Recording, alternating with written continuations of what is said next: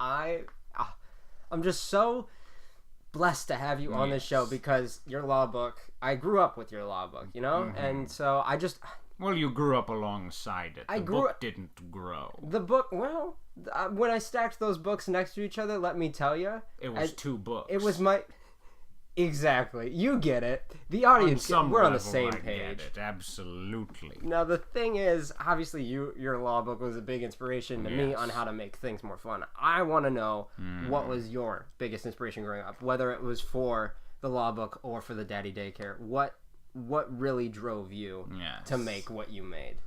I would say that my biggest inspiration was the tail of an apple tree that I planted in my backyard. Wow. So when I was a child, and we learned in school that when you bury a seed, you end up making whatever the seed came from. Right. Like the water cycle, but for plants. Oh. How water comes into the ground and then evaporates and it becomes the rain.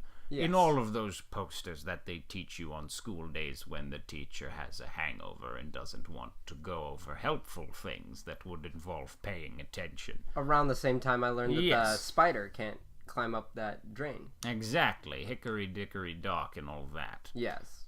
So I took the seed of an apple which I had got at the supermarket and I buried it in my backyard.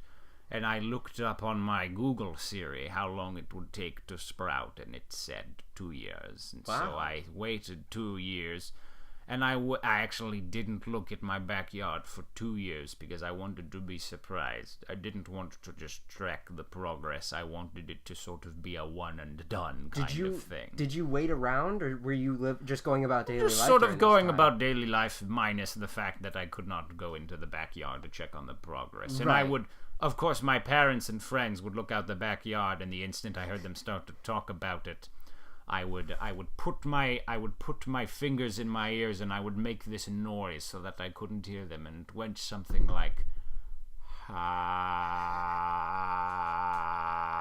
can't hear you talk about the apple tree. I want it to be a surprise.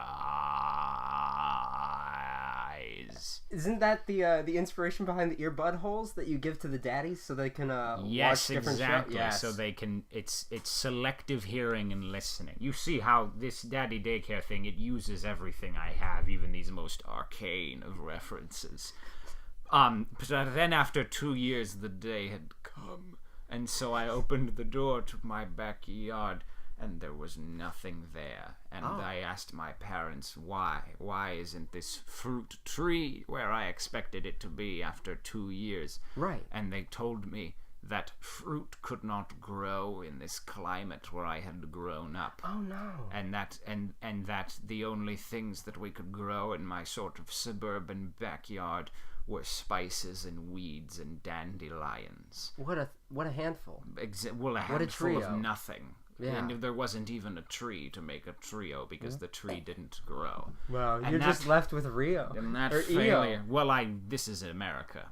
And the lack of apples just made me think, I don't want to live in a world where you have to be doing something very specific and live in a very specific place in order to make this apple grow. I don't want to live in a world where laws can't be followed because people think they're dumb. I don't want to live in a world with unhappy daddies because they can't get their Jerry cider that they love so very, very much.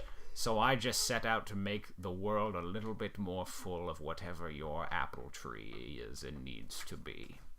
What an inspiration you are. And I heard that you were collaborating with your friend that was just on the show prior to us. Dr. Noisy Melon. Yes, I heard that his research into hypothermia really inspired you into the mindset of the world that you live in versus the world that you want to live in. Yes. Where he had shown you this path of I want to give myself hypothermia so badly. Exactly. And you thought, well, I want to please all of these daddies so badly.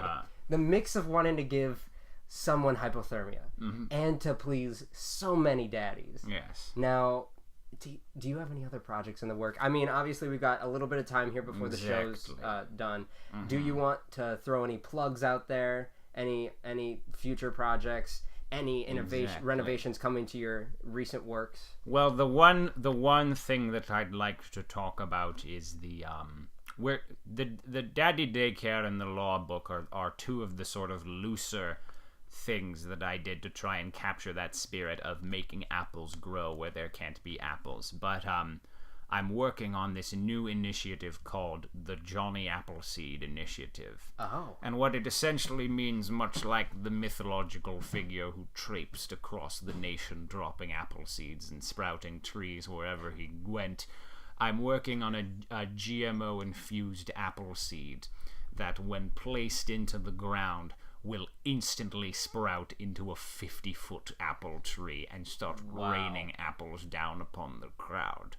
I can't say on the air that I have a deal with the United States Army about weaponizing these, but I can't not say that I don't have a deal with the U.S. Army on weaponizing these Insta-trees.